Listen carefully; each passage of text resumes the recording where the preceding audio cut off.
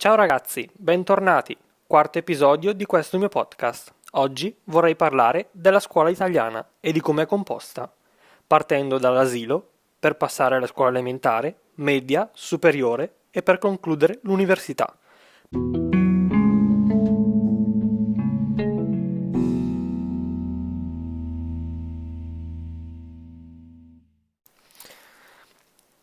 All'età di 3 anni, un bambino italiano generalmente inizia ad andare alla scuola materna, chiamata anche scuola dell'infanzia, una sorta di percorso di preparazione alla scuola.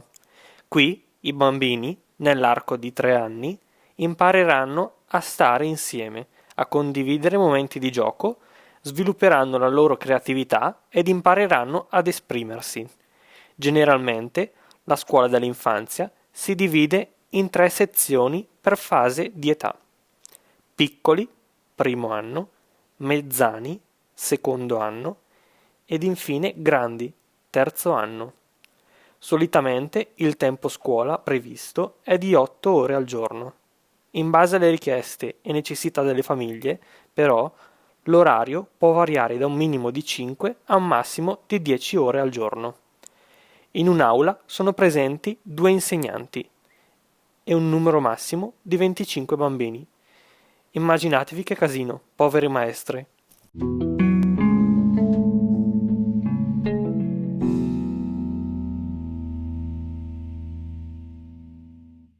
Compiuti i 6 anni è il momento di andare alla scuola elementare, chiamata anche scuola primaria. È suddivisa in 5 anni, vale a dire 5 classi. Prima elementare, seconda elementare, terza elementare, quarta elementare e quinta elementare. Il tempo scuola previsto è di 8 ore al giorno e si inizia alle 8:30 del mattino. Le materie che vengono insegnate sono italiano, storia, geografia, matematica, scienze, tecnologia, musica, arte, inglese, educazione fisica e religione. Ogni materia ha un suo insegnante. A differenza delle scuole americane, in Italia sono i maestri a cambiare classe ogni ora, non gli studenti. Così per tutti gli anni di scuola futuri. Alle 12:30 si può decidere se mangiare in mensa oppure tornare a casa. Le lezioni riprenderanno alle 14:30 del pomeriggio. La giornata scolastica termina alle ore 16:30.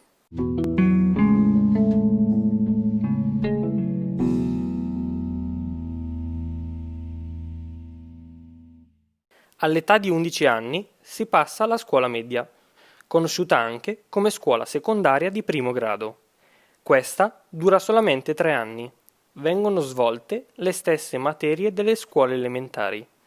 Viene solamente introdotta una seconda lingua straniera, che può essere francese, spagnolo o tedesco. Nel corso dell'anno vengono fornite indicazioni dagli insegnanti su quale istituto superiore scegliere in base alle proprie capacità e attitudini. Il tempo scuola previsto, alle scuole medie, è di 5 ore, compreso il sabato mattina. Giunti a fine anno viene svolto un esame finale, esame che si divide in 3 prove scritte: il tema di italiano, una prova di matematica e geometria e una prova sulle lingue straniere. Superate queste prove scritte, si passa a una prova orale.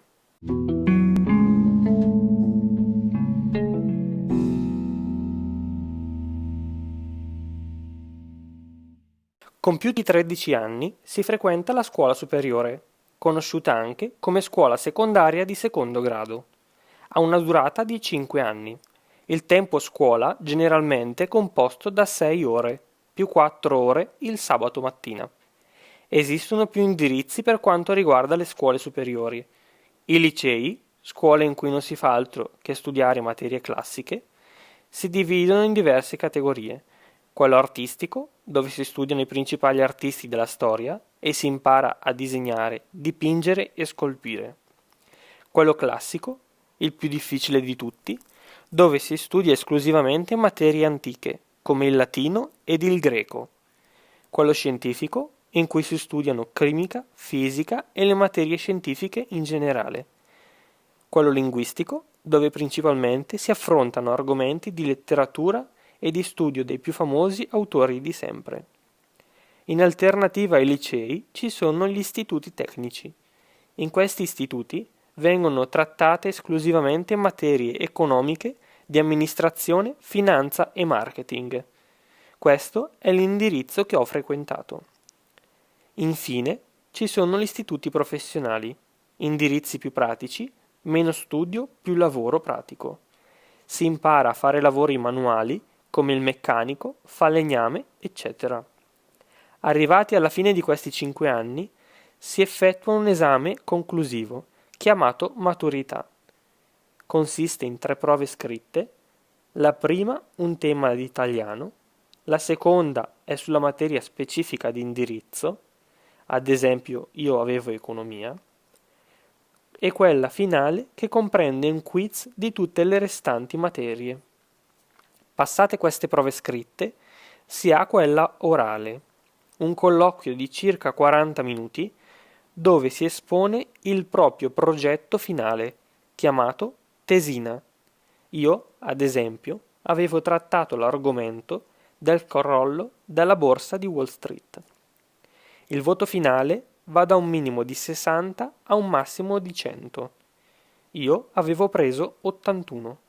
Questo voto influirà tanto per il mondo del lavoro. Chi prenderà un voto alto avrà più possibilità di trovare un bel lavoro.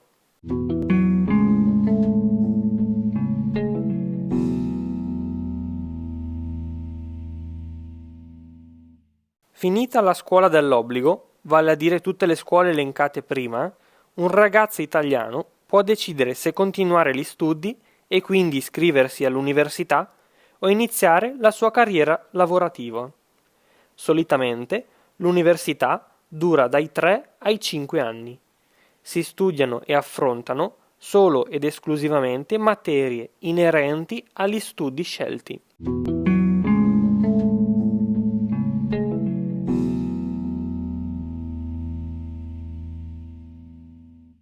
Siamo giunti ai saluti finali. Anche questa puntata è finita.